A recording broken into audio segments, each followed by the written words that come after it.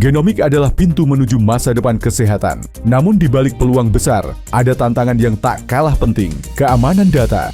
Seiring berkembangnya teknologi, data genetika manusia menjadi aset yang sangat berharga. Pertanyaannya, bagaimana Indonesia bisa membangun ekosistem kesehatan yang maju, sekaligus menjaga kedaulatan data penduduknya? Bloomberg Technos Podcast, Technozone, bersama Pandu Sastrowardoyo dan Maria Sarjana.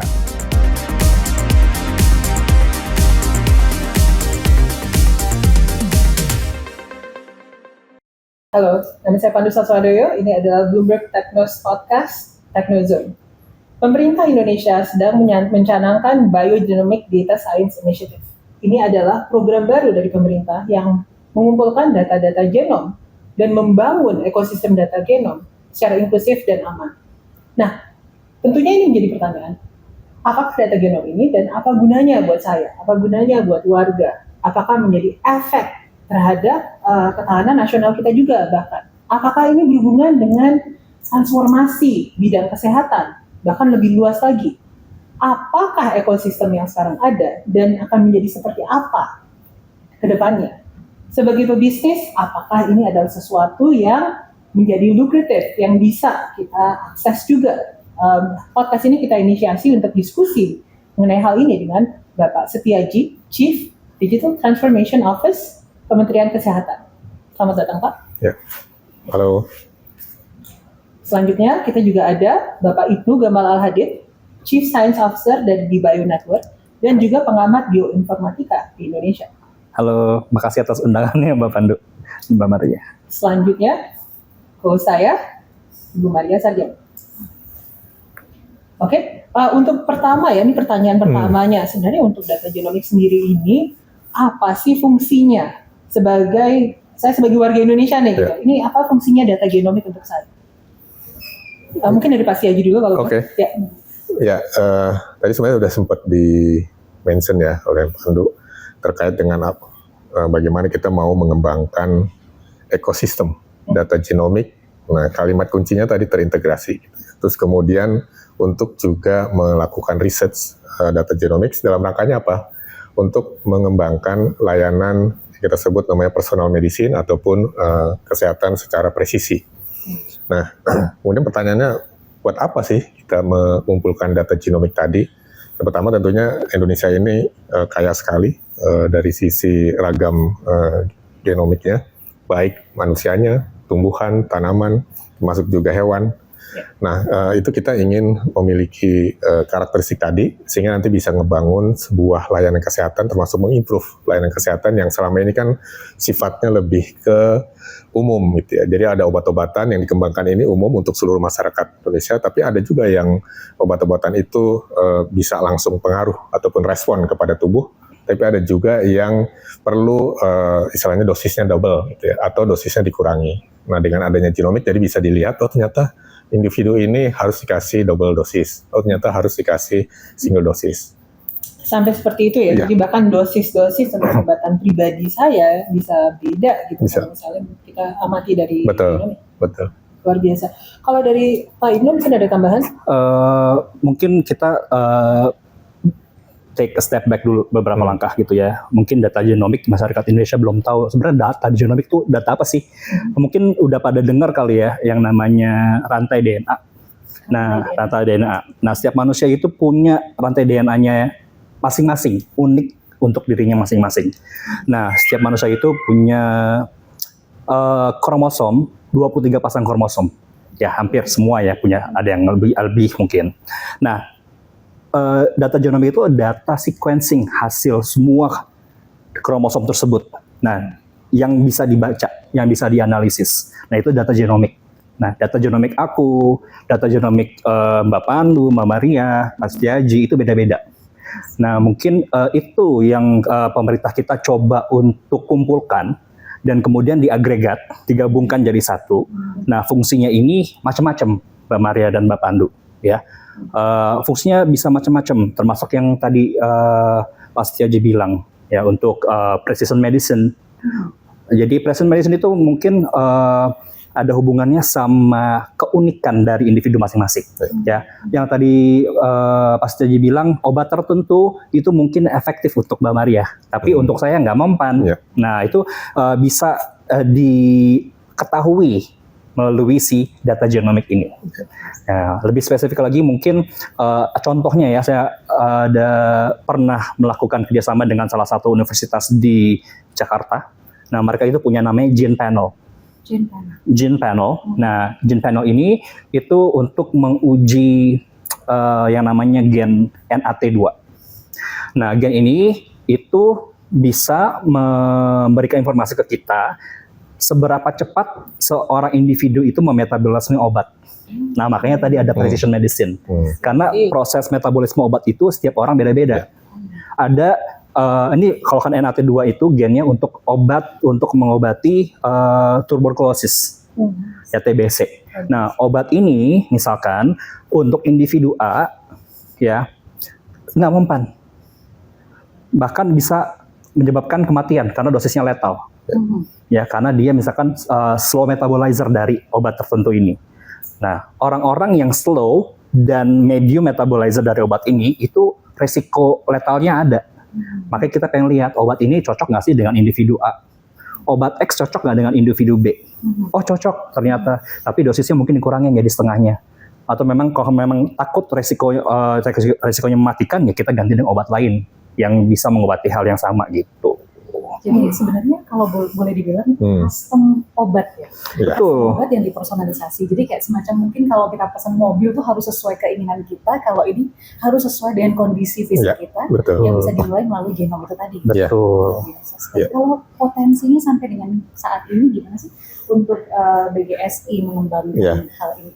Ya, jadi sebenarnya ini kan salah satu contoh ya, bagaimana kita bisa membuat obat bisa lebih tepat kepada seseorang individu. Nah, sebenarnya ada yang lebih luas lagi, bagaimana kita bisa mengimprove cara pengobatan kita, gitu ya. Kalau selama ini modelnya A, ternyata dengan diketahui genomik, kita bisa meningkatkan, bisa saja waktu pengobatannya, ketepatannya, dan lain sebagainya. Nah, apa yang kita lakukan dengan hal tersebut? Jadi kita punya kurang lebih 10 hub, yang konsentrasinya adalah ke penyakit, seperti misalnya kanker, kulit, TB salah satunya, terus kemudian juga penyakit-penyakit menular lainnya. Sehingga dengan adanya pemetaan tadi ya terhadap seluruh masyarakat Indonesia tadi, sehingga kita bisa mengenal, kemudian juga bisa mengimprove cara pengobatan kita. Misalnya ternyata obat-obatan yang sudah ada saat ini, ternyata kurang bagus gitu ya untuk individu tertentu. Sehingga kan tentunya ujungnya bukan hanya efisiensi dari sisi penganggaran, tetapi juga ketepatan kita sehingga bisa lebih banyak menyelamatkan nyawa manusia. Seperti tadi yang disampaikan oleh Mas Ibnu ya, jadi harus pas obat itu. Mbak Pandu gimana? Aku sebenarnya tertarik dengan pertama potensinya tentunya ya, dan kedua sebenarnya kalau kita lihat seperti ini berarti ini data yang sangat-sangat bisa berbahaya buat saya juga dong. Maksudnya gini, tadi kan katanya nih ya, kalau misalnya ada obat yang ada orang yang memiliki gen apa tadi namanya NAT2 nih. Ini kalau misalnya dia punya gen ini, maka dia dosis tertentu bisa malah fatal. Ya, untuk gen varian tertentu. Berarti sebenarnya ini kayak juga selain untuk hal yang yang positif ya. Tentunya kita berpikir soal positifnya gitu. Tapi kan kita ada kekhawatiran juga nih gitu. Kalau misalnya ini efeknya bisa negatif juga, itu bagaimana ya gitu. Azin kalau misalnya ini bisa dipergunakan untuk dipersenjatai gitu. Ini sorry kita ngobrol aja ini racun yang spesifik hanya untuk saya aja gitu misalnya gitu. Apakah itu sesuatu yang memungkinkan atau bagaimana tuh? Mungkin ya memang pada waktu kita meluncurkan BGSI ya banyak juga komen-komen yang ke arah tadi gitu ya, khawatir dengan adanya kalau kita mengumpulkan data genomik nanti bisa digunakan untuk kejahatan. Tapi satu sisi sebenarnya ini banyak manfaatnya juga gitu ya untuk masyarakat Indonesia. Nah tentunya untuk bisa menghindari hal tersebut perlu ada kerangka regulasi ya, termasuk bukan hanya menetapkan mana dulu yang kita lakukan, kemudian menetapkan kerangka keamanannya seperti apa gitu ya, untuk memastikan bahwa data-data ini tidak digunakan oleh pihak-pihak tertentu, termasuk cara pengumpulan dan berbagai macam mekanisme yang ada. Nah, jadi lebih kepada bagaimana kita memastikan data-data tadi gitu ya tidak dimanfaatkan oleh orang-orang yang tidak berkepentingan. Mungkin dari Mas itu ada yang mau di... Itu dia. Ini kan menyangkut data yang sifatnya sangat amat pribadi, Confidential. sangat amat sensitif. Ya, satu hal di sisi yang satu dia ini sangat bermanfaat, bisa membantu kita. Satu hal di lain sisi itu sangat membahayakan kita juga kalau jatuh ke tangan yang salah. Ini pisau bermata Ya, dua. bisa bermata ganda, benar. Kalau misalkan kita lihat ya usaha-usaha pemerintah negara lain dalam mengumpulkan data genetik ataupun data medis gitu ya rakyatnya itu ya kita menuju ke arah sana memang gitu ya. Tapi ada yang serem nih kalau menurut saya gitu kan, data yang sangat penting dikumpulkan menjadi satu itu akan menarik, mengundang orang-orang yang usil nggak sih untuk otak-atik untuk mengakses data itu. Ini tuh udah kejadian sebenarnya. Di tahun 2018 kalau nggak salah itu ada satu data breach penting di Singapura yang melibatkan SingHealth. Nah itu hackernya itu berhasil mengakses data SingHealth, mengambil jutaan data, termasuk di dalamnya data medis Perdana Menterinya sendiri. Ya, PM Lee Hsien Loong itu ikut terciduk datanya. Ya, data medis itu kan juga data penting gitu ya, sama pentingnya sama seperti data genomik. Ya, seandainya ada yang nggak suka sama PM Lee, ya bisa aja di-terminate menggunakan informasi medis. Misalkan PM Lee, ternyata PM Lee alergi sesuatu. Misalkan alergi antibiotik tertentu. Ya, kalau kan mau secara sengaja, secara halus melakukan terminasi lawan politiknya, bisa aja dong menggunakan data itu. Nah, tahun 2023 juga yang namanya 23andMe itu juga mengalami data swasta. Mungkin Mbak Pandu pernah dengar 23andMe? Iya. Ya, Pak Setiaji, Mbak Maria juga mungkin ya. Nah, 23andMe itu salah satu penyedia layanan tes genetik over the counter. Jadi Mbak Maria itu bisa beli genetic testing kitnya, kemudian memberikan sampel DNA-nya dalam bentuk air liur, kemudian kirim ke lab, nanti lab itu bisa melakukan sequencing analisis terhadap data genetik Mbak Maria. Tapi hanya ekson-ekson tertentu, ya posisi-posisi tertentu di dalam DNA, bukan secara menyeluruh, bukan genomik. Ya. Nah, data itu tuh dihack, bocor. Nah, pada tahun 2023, sebelum 2023 mereka punya ini juga. Tahun 2018 mereka itu sebanyak 33% sahamnya itu dibeli oleh GlaxoSmithKline. Oke, nah itu menyebabkan GlaxoSmithKline itu punya hak untuk mengakses agregat data dari si 23andMe ini. Ya. Jadi ya memang sebenarnya ya dari awal ini data yang berharga juga. Jadi saya ngerti kedua konteks ini sebenarnya. Dari segi pemerintah juga dengan data yang seberharga ini gitu. Dengan Indonesia segitu banyak itu berharga untuk kesehatan kita juga gitu. Pada saat yang sama juga kalau misalnya di ranah swasta bisa terjadi yang seperti 23andMe ini gitu ya. Betul. Seperti itu. Iya. Jadi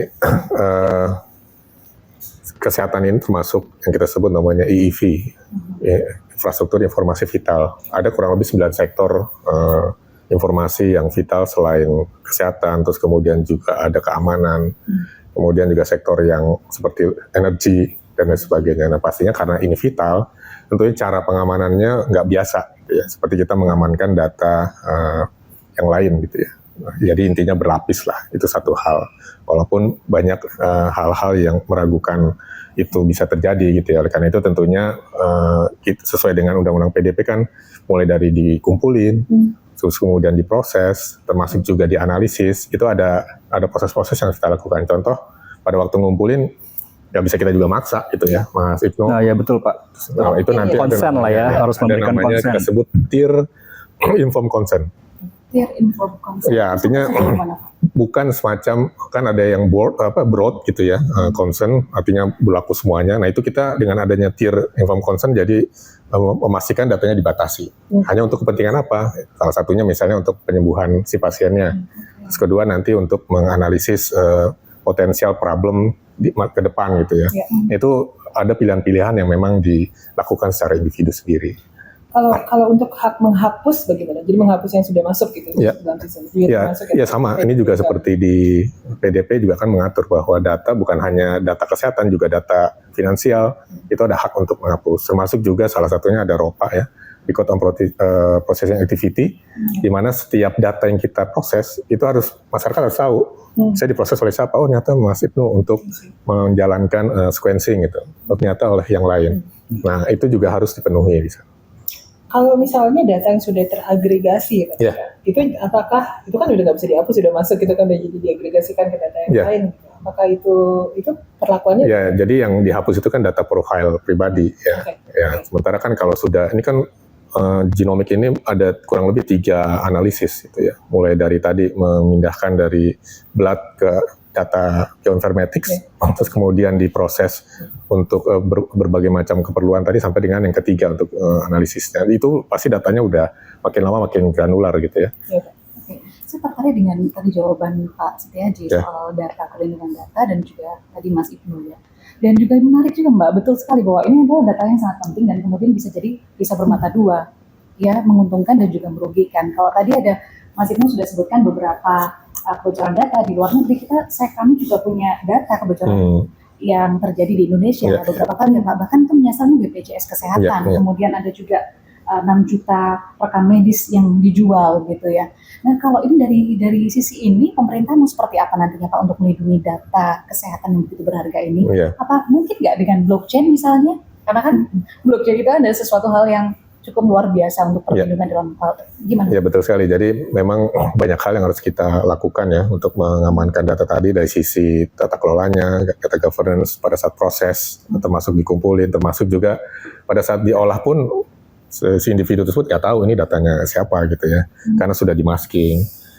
Kemudian juga pada saat dikirim itu kan ada enkripsi, mirip kayak kita lagi WhatsAppan kan juga data di enkripsi. Ya, terus kemudian yang satu lagi terkait dengan blockchain, ini juga tentunya teknologi yang bisa ditambahkan untuk memperkuat gitu ya, dari sisi pengamanan data-data yang tadi gitu ya, memastikan juga transparan dari si individu tadi. Kalau pemerintah sudah sampai sejauh mana?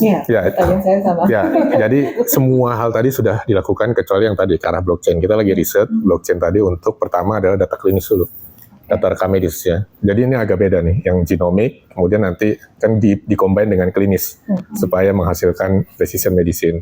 Kita sedang start untuk yang klinis ya, sehingga nanti bisa memperkuat yang genomik juga. Dalam beberapa konteks genomik memang masuk klinis juga ya Pak ya sebenarnya, kayak misalnya yang tadi kan yang untuk personal medicine ya. Betul. Pak Ibnu ya. Betul, sebenarnya kalau untuk personal medicine ya, precision medicine itu memang nggak terlepas, mereka tuh jadi satu ya, multi-omics sebenarnya Mbak Pandu, genomics, transcriptomics, proteomics, yang terakhir metabolomics. Nah itu mereka tuh jadi satu untuk bantu kita untuk memahami ya si precision medicine itu lebih baik lagi gitu, nggak bisa dipisah. Karena mungkin data rekam medis itu adalah yang terekspresi dari si blueprintnya, DNA-nya, ya terekspresi dalam bentuk penyakit. Misalkan kayak tadi Mbak Pandu bilang tentang potensi gen tertentu akan menimbulkan penyakit tertentu. Misalkan kayak BRCA1 deh, BRCA1 itu gen yang punya linkage ke develop kanker payudara. Gitu. Nah, etikanya di sini juga pengaruh ya, karena begitu misalkan saya seorang perempuan, saya melakukan genomic test untuk mengetahui apakah saya punya potensi, saya punya gen yang terhubung dengan gen kanker payudara ini, BRCA1. Ketika saya dites seorang perempuan dan hasilnya ternyata positif, ya berarti keluarga saya itu juga punya potensi. Saya jadi kepikiran satu hal sebenarnya. Jadi sebenarnya privacy ada dua yang satu privacy di mana KYC saya, data identitas saya, profil saya itu tadi Pak, itu nggak berhubungan sama data yang dianalisis basically kalau misalnya bisa gitu, atau bisa di link, bisa dihapus bagian profilnya. Di sisi satu lagi adalah ya memang banyak orang yang jadi diuntungkan oleh genetic data ini gitu. As in bisa dipakai untuk riset obat misalnya dan lain-lain. Nah, itu apakah itu masuk ke privacy atau tidak? Nggak tahu ya. Ini kan data saya. Kenapa saya nggak bisa mendapatkan keuntungan dari situ gitu?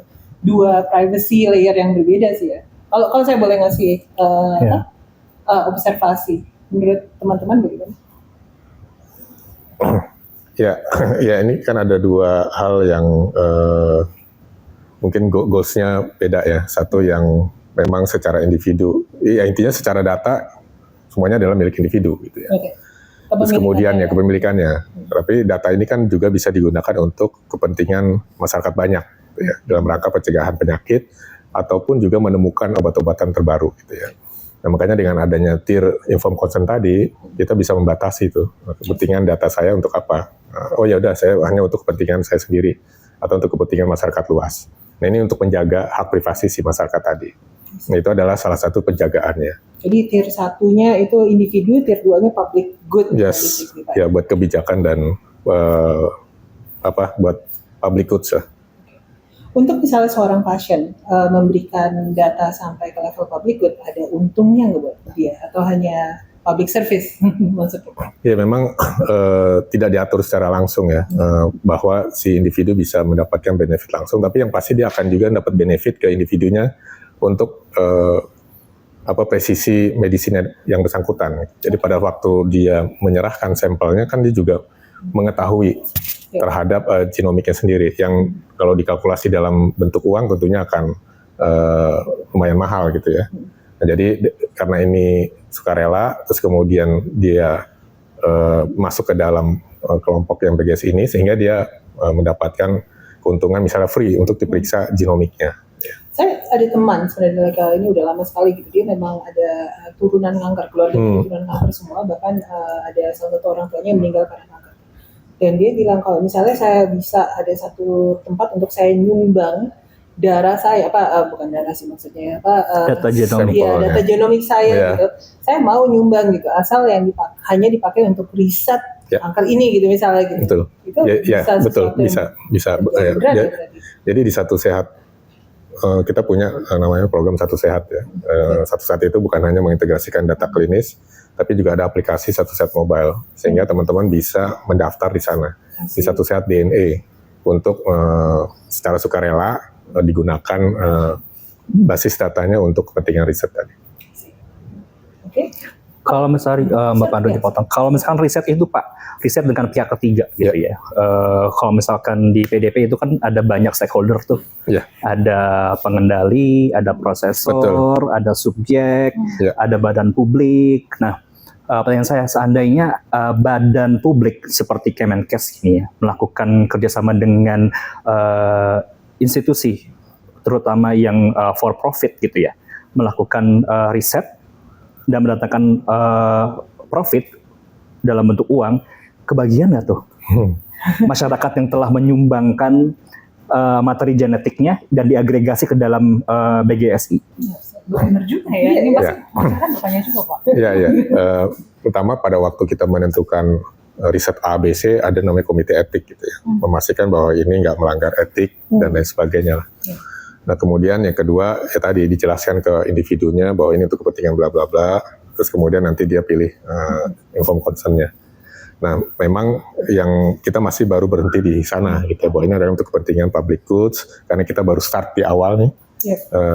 Bukan hanya Indonesia tapi juga negara-negara lain juga sudah memulai hal ini, karena masih long way to go gitu ya. Kita baru kurang lebih 10.000 sampel. Masih butuh lebih banyak untuk memastikan ini grup mana, genomik yang mana dan lain sebagainya, sehingga nanti one day gitu ya bisa aja ke arah yang tadi gitu ya, karena kan sistemnya tentunya harus bagus, ini dulu di track dari yang mana gitu ya. Sebenarnya kalau dari sisi kalau pemerintah yang mengelola harusnya menjadi lebih baik dibandingkan saat ini kan masyarakat juga datang juga kan ke tempat-tempat private, kemudian melakukan tes DNA yang datanya sendiri kita sendiri nggak tahu di mana gitu ya. Bisa di sana. Betul. Nah, sementara kalau dengan pemerintah kan datanya memang ada di Indonesia dan kemudian ada diawasi secara lebih ketat oleh komite etik, termasuk pengawasan terhadap penggunaan datanya. Proses fisiknya bagaimana untuk mengumpulkannya sih Pak? Sebenarnya saya jadi ingin tahu. Ya, jadi kepo ya. Iya. Ya tadi kita punya kurang lebih 10 hub. Nah 10 hubnya ini adalah rumah sakit pemerintah. Ya, kemudian tergantung karakteristiknya. Kalau rumah sakitnya khusus cancer berarti pasien cancer yang diminta secara sukarela untuk mengecek DNA-nya. Gitu ya. Kemudian mereka setelah di rumah sakit tersebut diambil sampelnya, nanti diolah dengan kita punya alat tes genome sequencing ya yang cukup cepat untuk bisa memproses data-data tadi sehingga menjadi bioinformatics tadi ada rantai. Urutan bahasa nukleotida. Nah itu. Nah setelah itu di lokal dilakukan analisis ya oleh komite yang ada di sana, termasuk tenaga riset. Gratis semuanya Pak? Gratis. Oke. Jadi ini buat siapapun yang di luar sana yang mau mencoba bisa langsung register dulu di aplikasi Satu Sehatnya dulu, kemudian datang ke salah satu. Betul. Kemarin juga ada salah satu teman saya, dia punya anaknya kena penyakit langka. Oh sih. Udah kurang lebih 5 sampai dengan 6 tahun nggak bisa ngapa-ngapain gitu ya, ngomong aja. Nah, ternyata itu ada penyakit langka. Dengan adanya genome tadi, kita bisa mengidentifikasi ini penyakit yang mana gitu ya, cara pengobatan seperti apa, karena sampai sekarang belum menemukan tuh cara pengobatan si anak tadi gitu kan. Nah dengan adanya secara sukarela kemudian diteliti sehingga tentunya bisa meningkatkan kesembuhan dari anak tersebut gitu ya. Itu salah satu contoh. Dari sisi risetnya, berarti ini risetnya juga lokal. Kan ini tadi kita bicara soal data-datanya di Indonesia semua gitu. Tapi pengolahan datanya apakah semuanya di Indonesia juga dengan researcher ini? Betul sekali. Jadi karena diolahnya di Indonesia, termasuk juga diolah oleh orang Indonesia gitu ya, termasuk para riset dan akademisi. Tentunya ini akan kembali lagi untuk kepentingan masyarakat Indonesia. Ini jadi tertarik soal ahli genomik. Iya. Mungkin tadi kan Bapak sudah sebutkan bahwa kita punya semua barangnya di sini, kemudian SDM-nya juga ada dari sini. Sebetulnya ahli genomik di Indonesia yang bekerja sama itu sebenarnya kita masih punya PR Bu untuk SDM ya, khususnya bioinformatics gitu. Tapi sekarang bersyukur beberapa kampus sudah mulai membuka ya jurusan bioinformatics. Kalau dulu mungkin ingat ya, 5 tahun yang lalu kita ngomongin big data, ada data scientist, akhirnya berbondong-bondong mulai kan. Nah sekarang sangat-sangat sedikit sekali itu bioinformatics bisa menganalisis data tadi. Nah satu sisi sendiri sebenarnya kita ini lagi mencari baseline. Contoh misalnya kalau yang di klinis ya, seperti diabetes. Diabetes itu kan ada baseline-nya. Oh kalau di atas 100 berarti diabetes. Nah ini kita lagi mencari baseline. Kalau baseline seperti ini, oh ternyata Anda punya penyakit potensi cancer. Nah, jadi mencari potret sekarang. Mungkin itu Pak bisa dicari di alma mater saya Pak. Cap Gajah Duduk Pak. Cap Gajah Duduk. Kalau dari itu, saya tertarik yang ini. Apa kalau misalnya riset luar yang sudah ada, apakah baseline itu sudah ada yang bisa diadopsi? Kalau baseline saya kurang paham ya, Mbak Pandu. Tapi kalau menurut saya mungkin ada ya ke arah situ. Tapi yang perlu digarisbawahi sebenarnya yang tadi penyakit yang unik, ya itu sebenarnya cukup terbantu ya, terutama ketika anak ini melalui orang tuanya memberikan konsen ke pemerintah supaya data genetiknya itu diolah. Ya. Dapat nggak kira-kira anak ini benefit dari itu? Mungkin aku nggak tahu, mungkin Bapak pasti aja yang bisa jawab ya. Tapi ada hal satu yang di luar negeri ya, mungkin pernah dengar yang namanya HeLa cells, ya Henrietta Lacks cells. Nah jadi itu juga sangat membantu ya, sangat membantu. Tapi akhirnya muncul masalah etika karena udah mulai ada peraturan yang namanya HIPAA. GDPR, Gina, sel manusia yang muncul dari serviks kanker lebih tepatnya, kanker. Dia hidup terus, dia hidup terus karena dia tidak seperti sel pada umumnya, yang 50-60 cycles dia apoptosis, mati ya, bunuh diri, ya. Ini dia terus menerus membelah gitu sampai dia ini dibawa oleh astronot ke luar angkasa untuk diriset, membantu proses puluhan tahun. Iya, puluhan tahun sampai sekarang gitu. Nah, jadi mungkin itu haknya mau dimiliki oleh keturunan-keturunannya. Itu bisa nggak Pak? Jadi itu kalau saya boleh nambahkan ya, ini waktu itu HeLa cells itu kalau nggak salah ya Kak Ibnu, keturunannya si Henrietta Lacks, si wanita yang sudah meninggal itu nggak ada, waktu itu nggak dapat duit sebesar pun, pada awalnya gitu. Padahal udah jadi bahan riset untuk membuat obat banyak sekali gitu misalnya. Tapi sepertinya ada, kalau Akhirnya, memori saya nggak salah ya, tahun 2013 itu ada kesepakatan antara pemerintah Amerika Serikat dengan keturunannya gitu, mengenai hal ini. Nah, di sana itu peraturan-peraturan yang mengatur tentang privasi data, terutama data genomik itu kan begitu pesat ya Pak ya. Iya, betul. Eropa punya GDPR, Amerika punya HIPAA dan Gina, Indonesia punya UU PDP. Mungkin masih belum sebanding kualitasnya dengan GDPR ataupun HIPAA dan Gina dari Amerika Serikat. Nah, kira-kira bisa nggak nih Pak UU PDP ini sedikit diupdate untuk bisa memasukkan si data genomik ini ya secara khusus dibahas karena dihitung termasuk betul data pribadi. Benar, apalagi diagregasi itu kan bisa menjadi national treasures dari Indonesia.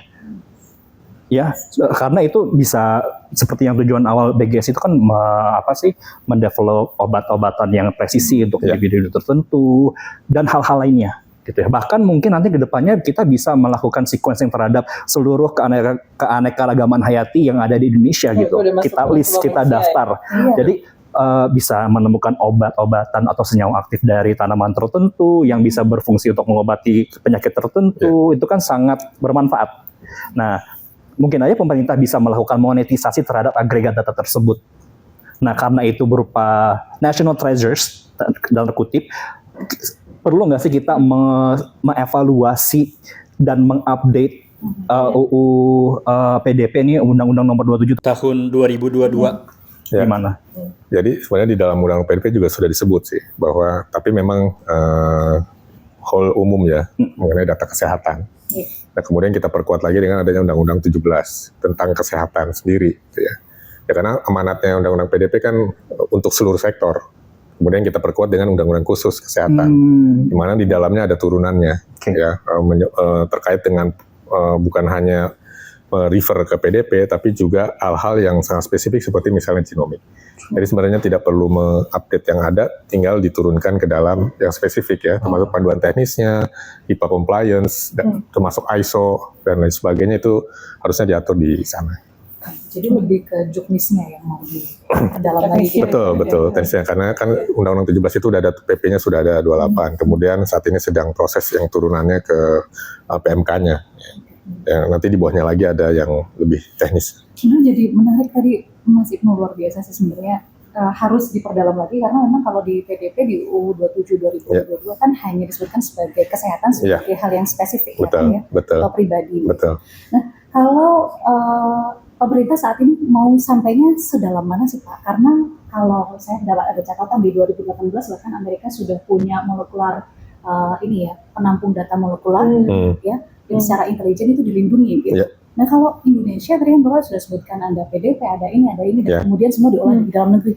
Tapi banyak kok Pak masyarakat yang kemudian mempertanyakan kehandalannya. Tadi Mas Ibnu bilang bisa semuanya digabung jadi satu dan itu sangat berbahaya. Betul. Ya jadi kita juga akan develop namanya biobank ya. Jadi penyimpanan khusus bukan hanya data tadi tapi juga sampel-sampelnya. Ini sampelnya juga barang yang perlu kita pelihara dan jaga gitu ya. Jangan sampai kan sampelnya hanya diambil setengah, seperempat dan sebagainya terus kita simpan. Makanya harus ada biobanknya.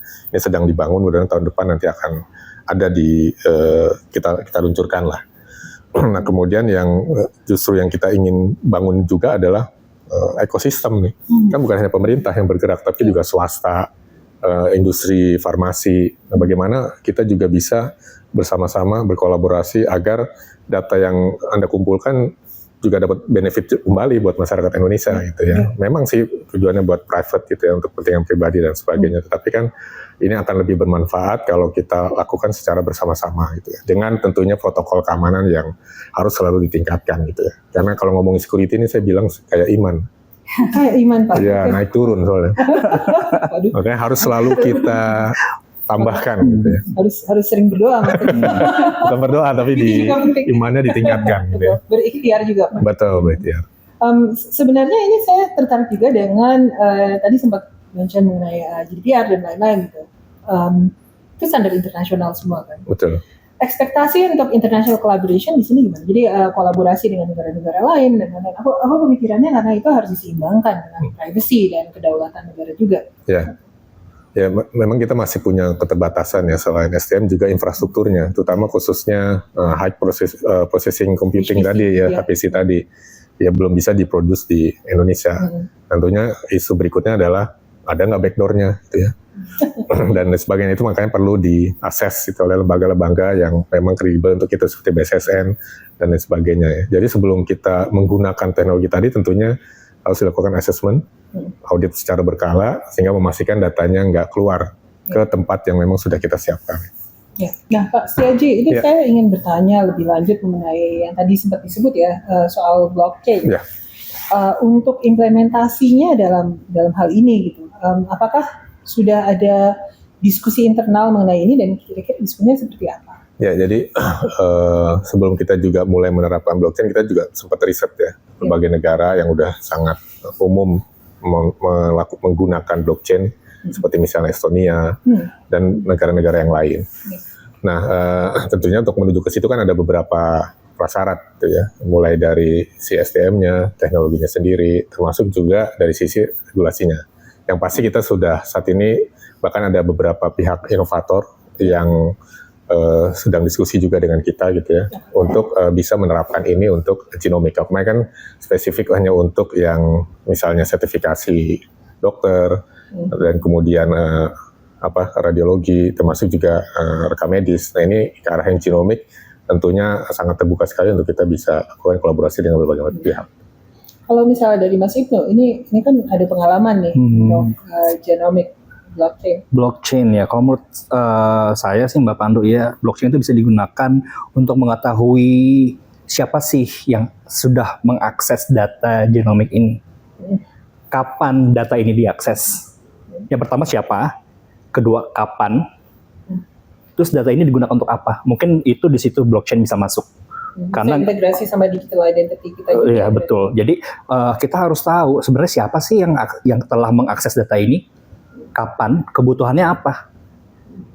Jadi kita tahu gitu stakeholder mana yang sudah mengakses. Oh misalkan researcher A mengakses data genomik agregat masyarakat Indonesia pada hari Senin 18 Agustus 2025 jam 10. Tujuannya apa?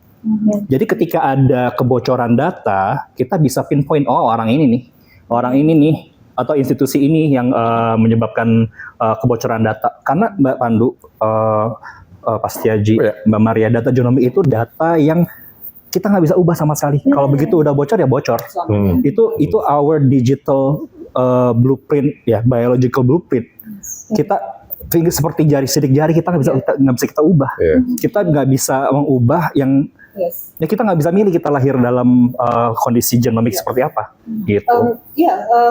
Kalau misalnya benar nggak Pak? Jadi seperti zero knowledge proof misalnya gitu. Jadi data yang kita masukin gitu supaya kita bisa share tanpa share seluruh data genomiknya, bisa di-share cuma sebagian saja gitu. Mungkin. Misalnya untuk asuransi, oh ya ini saya ada risiko kanker gitu, mau di-reveal gitu, nggak di-reveal ke asuransi ya. Tapi atau untuk mendapatkan obat tertentu saya tapi nggak nunjukin keseluruhan genetiknya.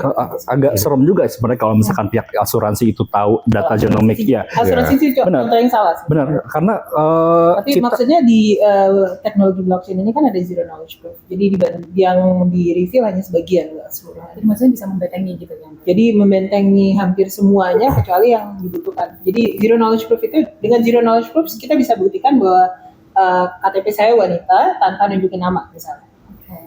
Jadi kayak verifikasi yang otentik gitu ya. Verifikasi otentik tanpa reveal semuanya. Jadi kan sebagai pemilik data dia punya hak tadi ya, share ke siapa, dalam berapa lama, berapa jumlahnya. Nah itu harus punya kemampuan di sana aplikasinya. Nah kita sudah mulai untuk yang rekam medis. Jadi si masyarakat juga bisa, saya share hanya untuk dokter ini dalam jangka waktu berapa menit. Ya, terus kemudian hanya share sebagian atau tadi seluruhnya. Nah itu juga sudah dilakukan di rekam medis. Makanya ini ingin coming up ke arah yang genomik dengan tentunya teknologi yang misalnya blockchain ataupun yang lainnya. Karena ini memang semangatnya sama tadi saya sebut ini di dalam PDP kan ada yang namanya ROPA. Kita harus tahu data ini digunakan oleh siapa saja. Ya, salah satunya bisa menggunakan teknologi yang blockchain. Oke, saya masuk ke satu lagi yang nascent teknologi AI. Jadi sekarang ini sudah ada banyak orang yang diskusi medis dengan ChatGPT mereka, kan? Ya. Kita sebut aja yang paling populer kan ChatGPT. Ya, Ada juga yang mungkin ngobrol sama Grok, nggak tahu ya gitu. Ini bukannya ini juga menjadi isu dengan maksudnya ketahanan medis kita, ketahanan nasional medis kita, gitu Pak. Gitu. Apakah ini sesuatu yang bisa address juga? Apakah udah ada diskusi di situ? Ya, bukan hanya diskusi, bahkan dokter juga di challenge ya. Sebelum ke dokter ada orang juga yang ngecek di ChatGPT, kemudian di-compare hasilnya. Ini kan sebagai second opinion. Ya kalau dulu kan kita biasanya second opinion nanya ke dokter yang lain. Ini bedanya dengan ChatGPT. Tapi problemsnya, data ini kan larinya kemana kita juga nggak tahu gitu ya. Dan kemudian comparison-nya bisa jadi dengan individu dari negara lain. Nggak spesifik ke Indonesia. Iya, spesifikasinya nggak di kita. Betul. Apakah itu berarti harus membuat AI untuk ini gitu, AI untuk medis, AI untuk genetik malah, betul. Khusus Indonesia. Ya, jadi sebenarnya genomic ini highly AI, gitu ya. Karena pada waktu kita mau menganalisis gitu ya, genomik ada permodelan yang di dalamnya ada AI untuk membantu sana, termasuk processing aja kan pakai GPU gitu ya. Dulu kita pernah nyoba pakai komputer biasa 3 hari. Nggak mungkin. Harus tapi harus pakai spesifik HPC gitu ya. Nah, jadi intinya kalau terkait dengan masyarakat berkomunikasi dengan media yang lain, ya ini kan hak individunya, tapi sebisa mungkin bisa dibatasi. Makanya kita juga lagi riset untuk AI sehingga nanti pemanfaatannya bisa ada di Indonesia dengan spesifik, bahkan mungkin menggunakan bahasa yang lokal gitu ya. Kalau ini tadi berhubungan juga dengan digital identity ya, seperti didiskusikan juga gitu. Dan ini sekarang ini memang lagi ada perkembangan digital identity juga untuk dari pemerintah ya, dari sisi pemerintah ya, akan berintegrasi dengan itu juga. Betul. Jadi isu pertama pada waktu kita mau akses rekam medis ini kan terkait dengan identitas. Kalau kita masuk ke gedung, ada orangnya, cek ke KTP-nya sama. Nah, sementara di dunia digital, bagaimana mengetahui ini Mas Ibnu dan lain sebagainya gitu ya. Bisa aja dimasukin nick, yang sementara nick-nya sudah ada di mana-mana. Makanya penting sekali dilakukan adanya digital ID. Kalau teman-teman mungkin biasa akses Instagram, akses Facebook kan pakai Gmail atau email lainnya. Nah, ini mirip seperti itu. Jadi kita punya ID yang di-create oleh negara, kemudian kita bisa akses berbagai macam yang publik. Dan tentunya nanti dengan adanya digital ID kita bisa trace secara langsung siapa individu yang mengakses data-data tadi. Kita sudah mulai tahun lalu dengan namanya INAPAS gitu ya. INAPAS. Kayak single sign-on gitu ya maksudnya? Ya, jadi dikaitkan dengan database pendudukan dan kemudian tentunya ada sertifikat elektroniknya, memastikan bahwa ini adalah pemilik aslinya gitu ya. Ini kalau kita lihat kan Indonesia sangat luas nih Pak. Dari yang 12 tadi itu yang hub yang untuk mengumpulkan data 10. Yeah. Dari yang mengumpulkan dari seluruh Indonesia itu ada di tiap daerah, kayaknya belum ada di tiap daerah ya Pak ya? Ya, mostly memang di Pulau Jawa ya, ada satu lagi di Pulau Bali. Oke, di Bali juga ada. Ya. Tapi memang rencananya akan sekian provinsi. Betul, kita berharap akan keanekaragaman masyarakat Indonesia yang luas ya. Betul Pak, karena mungkin data yang dikumpulkan itu harus representatif ya secara statistik gitu. Nggak mungkin ini klaimnya data genomik masyarakat Indonesia, tapi 80% isi datanya Pulau Jawa gitu. Pulau Jawa terus sukunya suku Jawa pula. Ya, itu tidak representatif secara statistiknya. Sebenarnya untuk untuk masyarakat sebesar Indonesia 280-an juta jiwa mungkin ya tahun ini ya. Sampelnya 100.000 itu cukup representatif, betul nggak Pak Setiaji? Ya, kalau di Singapura dengan penduduknya kurang lebih berapa ya, 5 jutaan ya, kurang ya, itu dia punya programnya 100.000. Oke. Kalau di kita pasti harus lebih dari itu. Harus lebih dari itu. Iya. Tapi secara statistik 100.000 itu batas minimal. Betul. Target BGSI mungkin apa? Di tahap pertama memang kita 100.000, tapi kita ingin tingkatkan nanti sampai dengan tahun 2029 sampai dengan 300.000. 300.000. Berarti juga menambah hub lagi. Ya bisa menambah hub atau menambah spesifiknya dari yang lain. Karena kan ini terkait juga dengan infrastruktur ya. Kalau bergabung dengan mungkin startup yang lain dan sebagainya untuk melakukan hal ini, memperbanyak sampel dengan cara Ya. seperti itu, bisa nggak? Betul, jadi saat ini bukan hanya dari kami ya yang membantu untuk processing, tapi juga ada beberapa startup yang ikut join di program ini. Pertama untuk mempercepat ya proses analisisnya, karena kan knowledge-nya sudah ada di mereka atau duluan. Jadi kita kerjasama dengan mereka, bahkan menggunakan model yang sudah dikembangkan oleh mereka untuk mempercepat processing analisisnya. Untuk startup ini menarik sebenarnya. Jadi untuk mendapatkan data ini berarti untuk melatih model-model mereka akan diberikan akses gitu. Atau ada caranya nggak untuk menjadi? Ya, pertama kan yang diakses itu pasti udah hilang data profilingnya ya. Udah apa? Di-identified. Ya, di-identify, yes. betul. Dan kedua, kita ingin menguji modelnya juga, gitu ya, memastikan supaya karakteristiknya sama dengan Indonesia. Ya, tentunya pasti sudah ada agreement bagaimana data ini digunakan, termasuk hasilnya seperti apa itu sudah ada. Modelnya tapi jadinya milik pemerintah atau? Oh iya, pastinya kan beberapa model, termasuk juga nanti ujungnya kan pasti ada paten, gitu ya. Itu tentunya ada beberapa roles ya, different rumah sakit, different roles. Kalau begitu sebagai sebuah startup gitu, Ya. economic modelnya bagaimana kerjasama dengan pemerintah? Ya, pertama tentunya kan ada kan biaya untuk memproses itu, melakukan proses ada biayanya. Pastinya, ya. Ya, biayanya pastinya di cover lah sama pemerintah. Ya, satu. Nah, kedua, dia akan dapat benefit tentunya dari sisi model, ya, misalnya untuk farmakogenomik menambah tentunya Modelnya berarti baseline-nya. bisa mereka ambil, bisa mereka pergunakan juga. Iya, bisa. Which actually leads to a lot of questions juga, karena kalau misalnya ini model udah diambil oleh swasta gitu, kemudian modelnya dipergunakan dan dia menguntungkan ke depannya gitu, itu kan sebenarnya ada profit motifnya juga di situ ya. Apakah itu kan tidak flow back ke warga, tapi itu udah mulai susah so, karena udah ngomongin ke model Mungkin yang udah ini absurd kalau banget. udah berhubungan dengan monetisasi, sekedar saran nih mungkin buat pemerintah ya, orang-orang yang menjadi subjek bagi proyek Genomic Indonesia ini bolehlah dapat keringanan pajak atau nggak usah bayar pajak sama sekali gitu. Kalau Ya kan? ini saya ikutan jadi sampel. Iya, iya. Tapi sebenarnya ini kalau sesuatu yang secara kultural bisa seru banget. Kita Indonesia kan sangat kuat, misalnya PMI ya, Palang Merah Indonesia gitu, menyumbangkan darah kan, blood drive, semua orang menyumbangkan darah dengan senang hati gitu. Bagaimana dengan menyumbangkan DNA ke Indonesia gitu? Nggak sesimpel itu sebenarnya Mbak Nggak Pandu. sesimpel Karena itu. kalau darah ya udah darah membantu seseorang gitu ya dengan memberikan darah kita gitu. Tapi kalau udah materi genomik itu sifatnya pribadi. Iya, iya. Iya. Itu sifatnya pribadi dan sangat-sangat penting gitu. Dari data itu bisa disalahgunakan jika Iya. jatuh ke tangan yang salah. Makanya ini tergantung case-nya. Seperti tadi ada penyakit langka gitu ya. Ini orang tuanya eager untuk supaya nggak terjadi lagi buat yang lain. Ya. Jadi memang tergantung case-nya gitu ya. Kita nanti bisa strict ke case tertentu atau memang kembali lagi kalau penyakit langka ya memang untuk mencegah supaya tidak orang lain terkena penyakit langka tadi. Gitu. Pun kalau terkena kita udah punya solusinya gitu Pak, Betul, ya, gitu. betul sudah ada solusinya.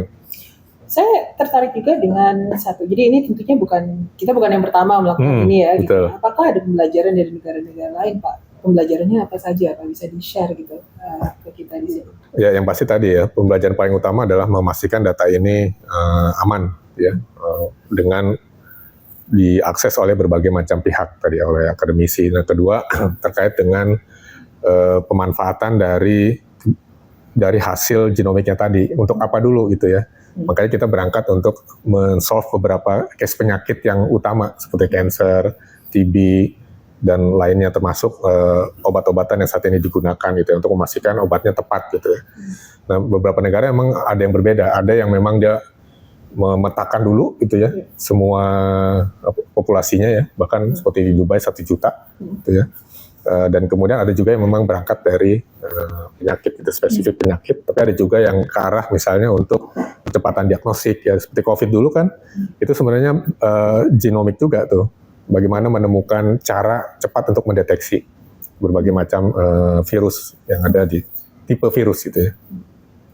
Kalau tadi kita sempat berbicara mengenai model bisnis startup yang menganalisis dan menciptakan model. Ya. Kalau kita lebih ke arah luar-luarnya nih gitu. Misalnya ada startup yang mau buat genetic sequencing gitu. Jadi programnya mirip 23andMe tapi Indonesia gitu misalnya. Itu kerja sama dengan hal ini? Apakah kan ini swasta banget gitu ya? Apakah itu sesuatu yang bisa dilakukan gitu? Ya, pasti nanti harus dilihat dulu ya secara proposalnya kan ada tim yang akan mengkaji proposalnya, apakah ada hidden agenda gitu ya atau tidak gitu ya. Termasuk bagaimana menggunakan datanya, termasuk ujung-ujungnya tadi modelnya ini akan dimanfaatkan untuk yang mana. Itu ada tim sendiri sih yang meneliti hal tersebut. Jadi nggak serta-merta tiba-tiba ngajuin terus kemudian approve gitu ya. Ada rencana untuk misalnya masuk ke dalam memberikan grant misalnya kepada startup-startup yang melakukan riset di bidang ini, Pak? Ya, Di sisi manapun, ya. Jadi model sekarang itu memang kita gandeng mereka untuk bantuin kita gitu ya, melakukan sequencing supaya bisa lebih cepat, termasuk menggunakan modeling yang ada gitu ya.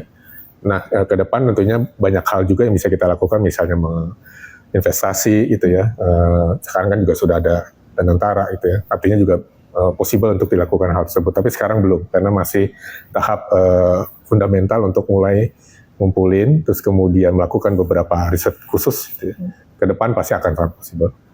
Pak, saya jadi tertarik tadi Bapak menyebutkan beberapa hal termasuk target di 2029. Ya. Kalau dari BGSI sendiri, sebetulnya tantangan utama untuk hal ini seperti apa? Karena kalau tadi Mbak Pandu sebut kan kita biasa budaya donor darah gitu. Gimana kalau donor DNA? Tapi saya sendiri nih Pak ya, bukan orang kesehatan gitu ya. Mendengar kata DNA kan sudah ngeri, nanti DNA Tuhan gitu.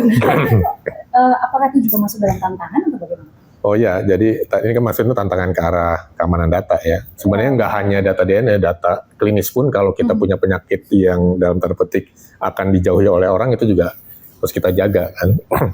Nah, jadi tantangannya adalah memastikan bahwa datanya tadi di-identified ya, supaya orang lain yang akses hanya mengakses data DNA-nya. Kalau tantangan keseluruhan BGSI sekarang ini di Indonesia, karena kan tentu kalau kita melihat dari beberapa negara sudah mulai lebih dulu nih Pak. Betul. Tantangan di BGSI seperti Ya, tadi sudah kita sebut ada SDM ya. Terus kemudian masalah infrastruktur nih. Karena ini kan storage-nya besar. Ya, whole genome itu kurang lebih 200 GB gitu ya. Dan kita udah ngitung kurang lebih nanti 2029 butuh 48 petabyte.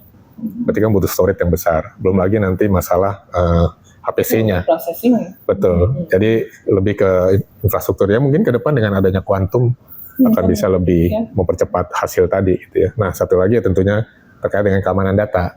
Ya, makanya penting banget kita ke depan setuju memang ini harus diperkuat dengan blockchain salah satunya untuk memastikan transparansi, kemudian akuntabilitasnya bisa lebih meningkat. Seandainya worst case scenario, data genomik masyarakat Indonesia bocor, apa yang harus kita lakukan, Pak? Ya, jadi kita berlaku prinsip namanya share responsibility. Bahwa data ini kan ada yang di Vaskes, ada yang di kita juga, ya mirip lah kayak data klinis ya. Termasuk ada juga yang di individunya. Kan bisa juga individunya sendiri yang abai terhadap penyimpanan datanya gitu ya. Nah, jadi nanti yang pasti yang harus dilakukan ya sesuai dengan tata cara pada waktu nanti data bocor kan diumumkan gitu ya. Kemudian nanti di close, kemudian nanti di trace ini datanya bocornya dari mana. Ya pasti ujung-ujungnya ya ada sanksi administrasi dan kemudian sanksi pidana sesuai dengan aturan di PDT. Dengan tapi sayangnya kan sekarang belum ada badan yang harus dibentuk. Masih ada beberapa PR ya berarti. Ya, turunannya. Tapi semuanya excited banget ya sepertinya mengenai kesempatan ini opportunity besar ya. Betul sekali. Ya intinya swasta sudah ngambil opportunity ini gitu ya dengan data yang kita sendiri nggak tahu di mana gitu ya. Nah, dengan adanya BGSI ini pemerintah terjun langsung ya tentunya kita berharap pasti ujungnya adalah untuk policy termasuk meningkatkan derajat kesehatan kita karena kan kita ingin menuju 2045 Indonesia emas gitu ya. Gimana kalau Indonesia nggak nyampe emas kalau kitanya sakit gitu ya. Lemas, Pak. Indonesia lemas. Iya. Sebenarnya ya benar Mbak Pandu, seperti yang Pak Setiaji bilang, data ini sangat amat bermanfaat. Tolong dikelola dengan baik. Iya. Itu aja. Jangan sampai jatuh ke tangan yang salah, jangan sampai bocor, sehingga bisa disalahgunakan oleh orang ataupun dipersenjatai data ini untuk melawan diri kita sendiri gitu. Sangat amat disayangkan gitu. Ya, di era informasi ini data yang sifatnya seperti itu sangat penting. Terima kasih Pak Igo, terima kasih Pak Setiaji. Terima kasih. Dan inilah diskusi mengenai genomic, mengenai bioinformatics, mengenai data yang paling penting dan paling dekat dengan pribadi kita, yang tidak bisa berubah sekalinya bocor. Begitu bocor, akan bocor selamanya. Kita tidak bisa mengubah DNA kita atau tidak bisa mengubah dengan mudah. Apa yang kita lakukan kalau misalnya itu terjadi? Di sisi lain, kita juga bicara mengenai swasta yang begitu banyaknya mengambil data rakyat Indonesia. Swasta yang mungkin tidak ada di Indonesia. Kemudian menjadi masalah nantinya. Apakah ini juga mengancam kedaulatan negara kita, bahkan kedaulatan pribadi kita? Sepertinya di sini semuanya sevisi. Kita merasa bahwa ini adalah sesuatu yang penting dan bisa menumbuhkan banyak sekali opportunity, banyak sekali kesempatan di luar sana. Bukan hanya untuk pemerintah, bukan hanya buat yang terlibat buat pemerintah, tapi juga untuk individu.